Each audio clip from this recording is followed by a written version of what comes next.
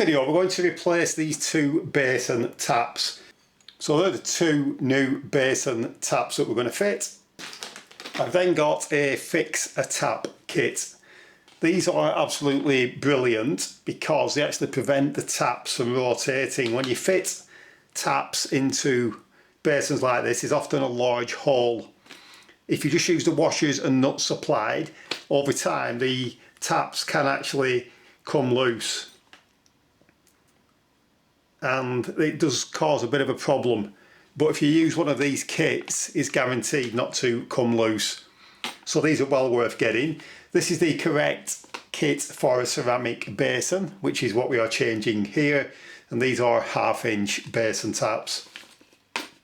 You can get different kits for ceramic baths, stainless steel sinks, etc. So they are well worth fitting. It's about £8 for a set of those, but they do guarantee you that you don't get any future problems with the taps turning or coming loose in future. I have taken a look at this job already, and underneath we've got two tap connectors which look like that. And in there is a fibre washer, and the cold one actually looks like it's been leaking. So what we're going to do is, on each tap we're going to replace that fibre washer. So all we do is we take the old one off and flip a new one on, and then we simply tighten up that nut. So to start off with, we need to isolate the water, which is easy on this job because we have two isolation valves. So we simply need to close those. We can turn those until they are at 90 degrees, and that should prevent any water coming out. If you don't have isolation valves, you will have to isolate elsewhere. In a lot of cases, turning off the main incoming stop tap to the property will stop the water coming out of both taps, unless you have a conventional system, in which case you may need to close a gate valve. So we can now proceed to remove the taps. From underneath I'm going to use this, which is an adjustable basin wrench.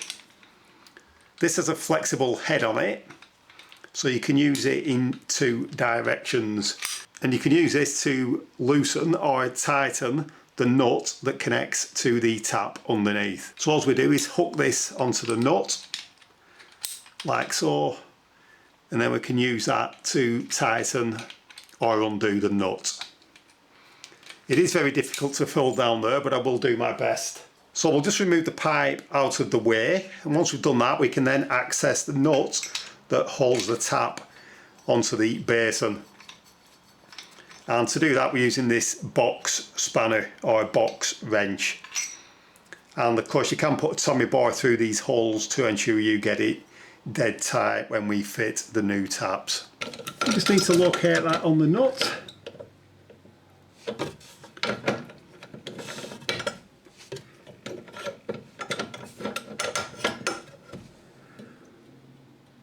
And then we can rotate that. You really only need to get it loose, and then you should be able to undo that just using your fingers. Like I say, it's very difficult to film this.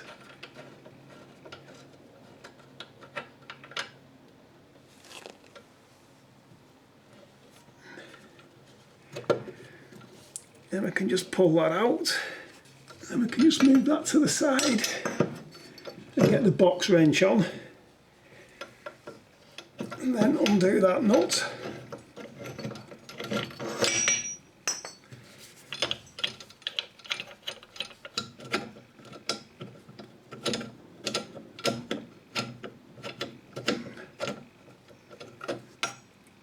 You can take the nut off, and then from above we can lift the tap up. So we're now just going to give this a wipe.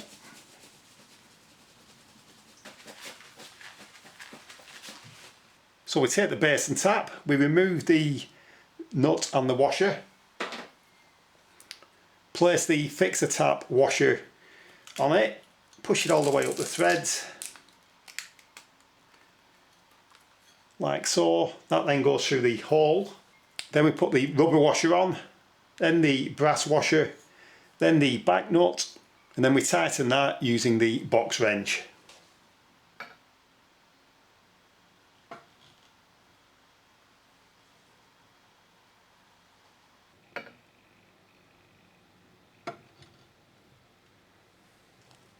So first of all, it's the rubber washer, then the brass washer, and then the nut. And it is important when you do this that you don't get it cross-threaded.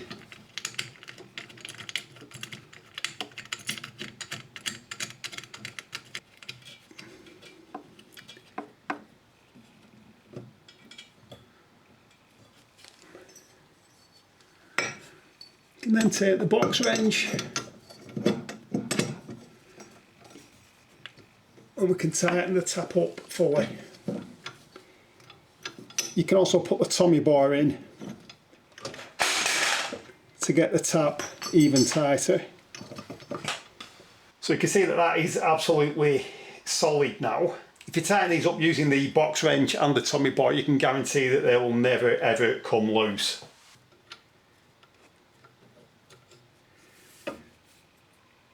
I've actually just pulled the washer off that. We're going to fit a new fibre washer. So that simply pushes onto the top there.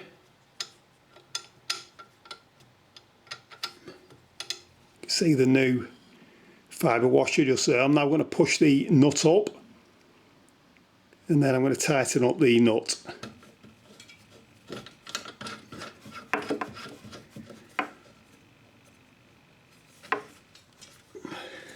Now we need to flip the head around on the basin wrench. Obviously it was undoing before, this time it's tightening up. So we can just nip that up. You don't need to go mad, you'll just crush the washer. So this is the cold side, and as you can see it's a bit green up there, which looks like it has been leaking. But fitting this side is exactly the same as fitting the other side. So we're just going to repeat exactly what we did on the other side. Then we can open the isolation valves. You can just check that the taps are working, which they are. And then obviously we just need to check for leaks underneath, and that is it, that is the job done. I've now de-isolated the water and checked for leaks. I'm now just going to get a piece of kitchen roll, which I've cut into 2 pieces. And I'm just going to wrap that around the pipe. And if you do this, if you do get a tiny weep, it becomes immediately apparent because the tissue will be soaking wet in no time.